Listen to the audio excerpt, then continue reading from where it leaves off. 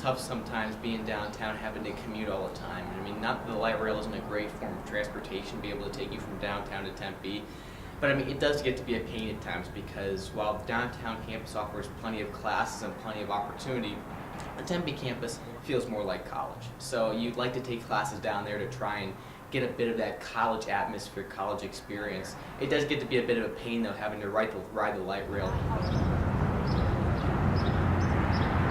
Well, I mean, it really depends on where your major is. I mean, obviously, if you're a journalism major and you're taking classes, downtown, there's obviously benefit to living downtown. But as far as just trying to experience that college atmosphere, I mean, there's definitely places like Taylor Place where there's a bunch of college kids mixed around and it's great. But I think if you're looking, especially for apartments, you really need to look at Tempe, just because that is where the college atmosphere is. Even if you have classes in between both Tempe and Phoenix, if you get classes in both places, I would definitely look at Tempe.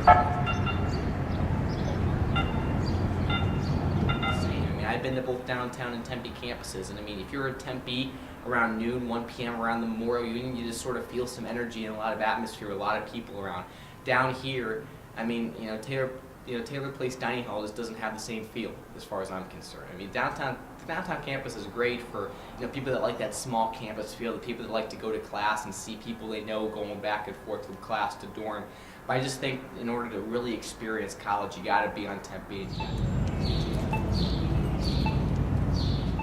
It's kind of rough to commute all the way towards Tempe, but it's kind of what you got to do when your classes are down here, and if you're working down here and everything, it's a lot easier to live down here, whereas like living in Tempe, you'd have to come all the way down here for classes. So it's kind of the same thing for both people. It's kind of it's difficult and it's tough taking the light rail and stuff, but it's kind of something you have to do whether you live in Tempe or downtown.